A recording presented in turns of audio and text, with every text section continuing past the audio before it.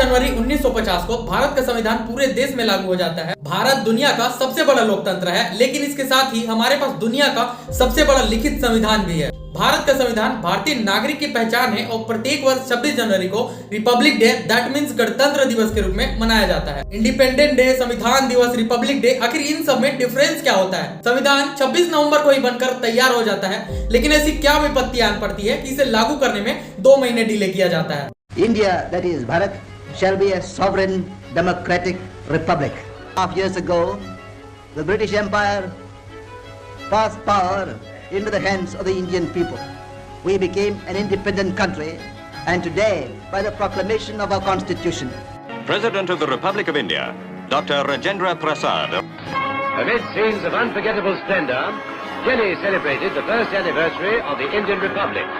जय हिंद। आप सभी को गणतंत्र दिवस की हार्दिक शुभकामनाएं। भारतीयों द्वारा संविधान तैयार करने का पहला प्रयास 1928 में मोतीलाल नेहरू के नेतृत्व में किया गया था। इस ड्राफ्ट को नेहरू रिपोर्ट के नाम से भी जानते हैं। 1934 में एम.एन. रॉय जी आते हैं और संविधान सभा की गठन का विचार रखते हैं। एम.एन. रॉय जो कि कम्युनिस्ट पार्टी के संस्थापक भी थे।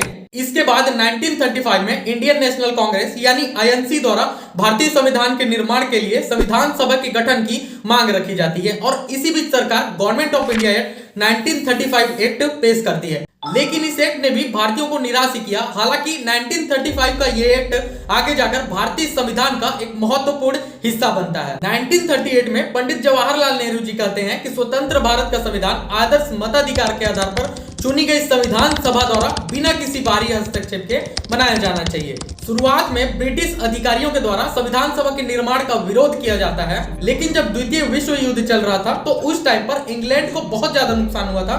जर्मनी ने इंग्लैंड को पूरी तरह से धो दिया था। लंदन पर 15 दिन और 15 रात तक बम गिराया गया था। The first cannon shot of the Second World War is fired on Danzig.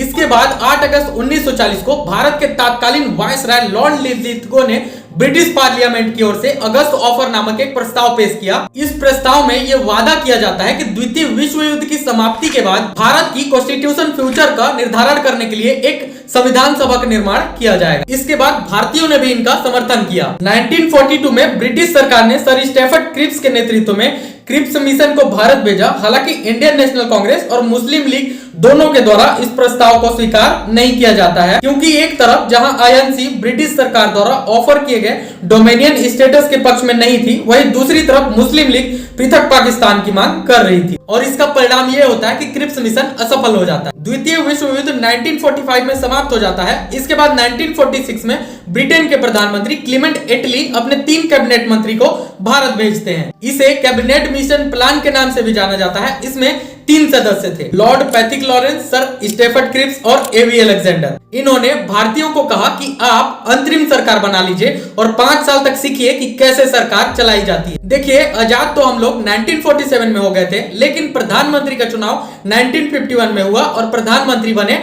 1952 में। यानी ये जो 5 साल सरकार चली थी वो अंतरिम सरकार थी। दूसरा, कैबिनेट मिशन का कहना था कि आप लोग अपना संविधान बना लीजिए और जब तक संविधान पूरी तरह से लागू नहीं हो जाता हम लोग आपकी देखरेख करेंगे और जैसे ही संविधान लागू हो जाएगा हम लोग चले जाएंगे।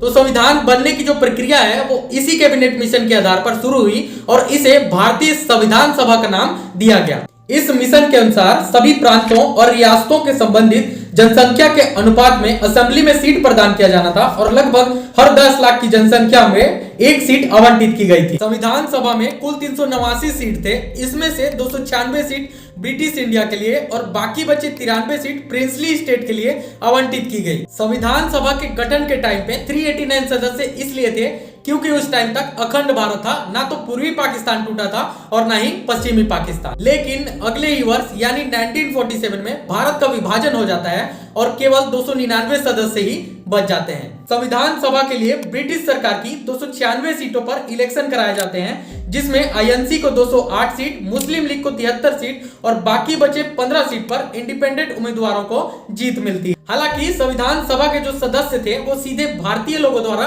नहीं चुने गए थे, रेस्ट्रिक्टेड एडल्ट फ्रेंचाइजी के माध्यम से चुने गए थे। लेकिन इसके बावजूद भी संविधान सभा में समाज के सभी वर्गों के प्रतिनिधि जैसे कि Hindu, Muslim, Sikh, Parsi, Anglo Indian, Christian, SC, ST, backward classes and इन सभी वर्गों से संबंधित कुल 15 महिलाएं भी शामिल थी। 9 दिसंबर 1946 को संविधान सभा की पहली बैठक होती है। भारत की सभी महत्वपूर्ण हस्तियां इस बैठक में मौजूद थी, लेकिन मुस्लिम लीग इस बैठक का पूर्ण बहिष्कार करती है। इसके साथ ही महात्मा गांधी और मोहम्मद अली जिन्ना इस बैठक में उपस्थित नहीं थे। इस प्रकार इस बैठक में कुल 211 सदस्यों ने ही भाग लिया। इसके साथ ही सच्चिदानंद सिन्हा को संविधान सभा का अस्थायी सदस्य नियुक्त किया जाता है। बाद में 11 दिसंबर 1946 को चुनाव प्रक्रिया के तहत डॉक्टर राजेंद्र प्रसाद को असेंबली का प्रेसिडेंट, एच.सी. मुखर्जी को वाइस प्रेसिडेंट और सर बी.एन. राव को संवैधानिक सलाहकार के रूप में नियुक्त किया गया। संविधान बनाने का काम शुरू करने के कुछ समय बाद ही ब्रिटेन में सरकार बदल जाती है और नई सरकार के प्राइम मिनिस्टर क्लीमेंट एटली बनते हैं। क्लीमेंट एटली 22 फरवरी 1947 को ब्रिटिश पार्लियामेंट में घोषणा करते हैं कि वो इंडिया को पावर ट्रांसफर करेंगे और भारत को छोड़कर वापस चले जाएंगे। 3 जून 1947 को इंडिया के नए वायसराय लॉर्ड माउंटबेटन ने एक प्रस्ताव पेश किया जिसे माउंटबेटन प्लान के रूप में जाना जाता है। इस प्रस्ताव में ब्रिटिश गवर्नमेंट इंडिया के पार्टीशन को एक्सेप्ट करती है और भारत और पाकिस्तान 2 देश बनाने पर सहमति दे दी जाती है। इसके बाद संविधान निर्माण के कार्य को पूरा करने के लिए 22 समितियों का गठन किया जाता है, जिसमें से 8 प्रमुख समितियां थी। इन सभी समितियों को अलग अलग जिम्मेदारी दी गई और ये कमेटी अपनी सहमति से डिसीजन लेती थी। इन समितियों में सबसे प्रमुख समिति प्रारूप समिति यानी ड्राफ्टिंग कमेटी था। इस कमेटी का गठन 29 अगस्त 1947 को हुआ था और इसमें 7 प्रमुख सदस्य थे, जिसके अध्यक्ष डॉक्टर भीमराव अंबेडकर जी थे, जिस वजह से इन्हें फादर ऑफ इंडियन कॉन्स्टिट्यूशन के नाम से भी जाना जाता है। इसके अलावा इसमें doctor K M. Munshi, Syed Mohammad Saadulla, N. Madhavrao, N. Gopalaswami Ayyangar, Alladi Krishnaswami Iyer और टी.टी. कृष्णमाचारी शामिल थे। आगे की कहानी कंटिन्यू करें उससे पहले यदि आप चैनल पर नए हैं तो वीडियो को लाइक और चैनल को सब्सक्राइब जरूर करें। अब टॉपिक पे आते हैं। फाइनली भारत का संविधान बनकर तैयार हो जाता है और इसे बनाने में 2 साल 11 माह और 18 दिन लगते हैं। जब संविधान बना तो इसमें 22 भाग, 395 अनुच्छेद और 8 अनुसूची शामिल थे, लेकिन वर्तमान में ये संख्या 25 भाग, 448 अनुच्छेद और 12 अनुसूची हो चुकी है। 26 नवंबर 1949 को असेंबली में उपस्थित 284 सदस्यों और प्रेसिडेंट के हस्ताक्षर के साथ ही भारत के संविधान को देश द्वारा अपना लिया जाता है और इसी दिन को संविधान दिवस के रूप में मनाया जाता है। हालांकि 26 नवंबर 1949 को इसे अपना तो लिया गया था, लेकिन इसे 2 महीने बाद यानी 26 जनवरी 1950 को लागू किया गया। आखिर संविधान को लागू करने में 2 महीने लेट क्यों किया जाता है? दरअसल दिसंबर 1929 में कांग्रेस का लाहौर अधिवेशन हुआ था और इसकी अध्यक्षता पंडित जवाहरलाल नेहरू जी कर रहे थे, जिसमें उन्होंने कहा कि अब हमें अंग्रेजों से झुककर रहने की कोई जरूरत नहीं और रावी नदी के तट पर इन्होंने पूर्ण स्वराज की मांग की। इसके अलावा नेहरू जी घोषणा करते हैं कि आगामी साल के पहले महीने के आखिरी संडे चाहे अंग्रेज आजादी दें या ना दें, हम अपना तिरंगा झंडा लहरा देंगे। और कैलेंडर में वो दिन था 26 जनवरी 1930। इसे मिनी आजादी के रूप में भी जाना जाता है और इसी दिन को हर साल स्वाधीनता दिवस के रूप में मनाया जाता है। इवन जब देश आजाद हुआ 1947 में, उस साल भी स्वाधीनता दिवस मनाया गया। अब अगर संविधान को 26 नवंबर को लागू कर दिया जाता तो जो 20 सालों से स्वाधीनता दिवस के रूप में मनाया जा रहा था उसका महत्व समाप्त हो जाता। यही कारण है कि भारत का संविधान 26 नवंबर 1949 को बनकर तैयार तो हो गया था, लेकिन इसे 2 महीने बाद यानी 26 जनवरी 1950 को पूर्ण रूप से लागू किया गया। ये था हमारे भारतीय संविधान का इतिहास। इस दिन राजपथ में परेड होता है और इस दिन ज्यादातर हथियारों को प्रदर्शित किया जाता है, एक तरह का शक्ति प्रदर्शन कहते हैं। इस साल हम लोग 75वीं गणतंत्र दिवस के रूप में सेलिब्रेट करेंगे और इसके साथ ही इस साल की जो थीम रखी गई है वो है विकसित भारत और भारत लोकतंत्र की मातृका। Thank you so much for watching. I will see you in the next one. जय हिंद।